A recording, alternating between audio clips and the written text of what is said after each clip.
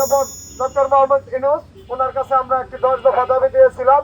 এই 10 দফা দাবি ছিল এই জুলাইয়ের রণক্ষেত্রে আহত নিহতদের হাসপাতালে পৌঁছে দেওয়ার 1 নম্বর যোগাযোগ এবং তাদের অভিভাবককে তাদের স্বজনদের পাশে এনে দাঁড় করানো এবং কারফিউর ভিতরে এই রিক্সা চালক ছাড়া রাজধানী ঢাকা সহ সারা বাংলাদেশে আপনারা জানেন যে কোনো যোগাযোগ ব্যবস্থা ছিল না। দুঃখের বিষয়, আজকে 11 মাস গত হয়ে গেল, 11 মাস 7 দিন, কিন্তু কোন রাজনৈতিক দলে আমাদের রিক্সা চালক দিয়ে কেউ কথা বললো না। আমরা ওইভাবে বলতেও বলি না, তারা আমাদের 54 বছর বাদ দিচ্ছে, এখন আর বলার কোনো দরকার নাই। তারপরে 10 দফা যে দাবি দিতেছিল সংক্ষিপ্ত আকারে আমি দেশবাসীর সামনে তুলে ধরার চেষ্টা করছি। আমাদের প্রথম দাবি, চলমান যুদ্ধে আহত এবং নিহত সকল রিক্সা চালকদের তালিকা প্রকাশ করতে হবে এবং তাদের পরিবারকে রাষ্ট্রীয় সহযোগিতার আওতায় আনতে হবে। আর এর সেই সাথে আমাদের দাবিটা হলো, যেহেতু আহত নিহত এবং এই আন্দোলনকারীদের পাশে কোন চাকার গাড়ি এই রিক্সা চালক ছাড়া ছিল না, তাই আমাদেরকে সাহসী জুলাই যুদ্ধ হিসেবে ঘোষণা করতে হবে।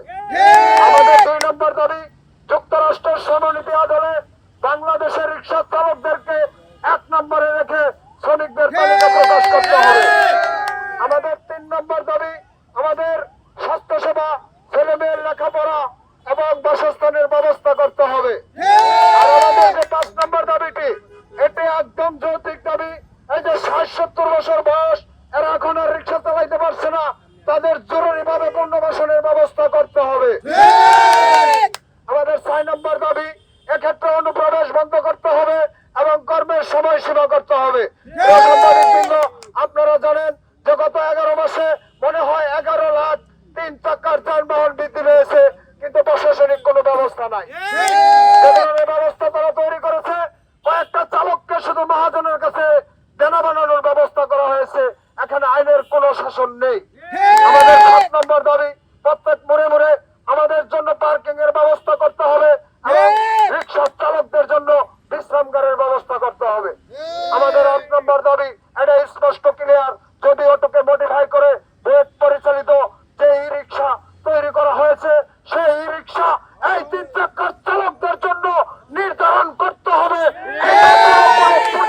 কবলে না যায়, সেজন্য দেশবাসীকে লক্ষ্য রাখার জন্য আহ্বান জানাচ্ছি।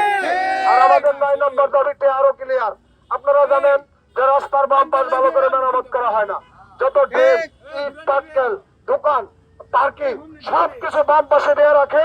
আমরা যখন ডান দিয়ে যাই, মানুষে বলে যে এই রিক্সাওয়ালারা খালি ডানে চালায়, আসলে যে বাইরের রাস্তা তারা ক্লিয়ার করে না, এটা কেউ বলে না। আমরা বলছি রাস্তার বাম পাশ ভালোভাবে মেরামত করতে হবে। আর আপনারা জানেন 24-এর বিপ্লব হয়েছে, 36 দিন আন্দোলনে যে বিপ্লব দেশে অর্জন হয়েছে, সেই বিপ্লবে এই 3 চাকার বিপ্লব হয়েছে। প্রত্যেকটা দেয়ালে দেয়ালে সেই মেধাবীরা লিখে রেখেছে যে 3 চাকার বিপ্লব, অথচ এই বিপ্লবীদের গায়ের পোশাক দেখেন। আজকে এই বিপ্লবীদের অবস্থা দেখেন, যে 3 চাকার বিপ্লব হয়েছে 36 দিন আন্দোলনে, সেই বিপ্লবীরা আজকে 11 মাস হয়ে গেল আমাদের নিয়ে কেউ কথা বলে না। আমরা স্পষ্ট বলতে চাই, নতুন স্বাধীন দেশ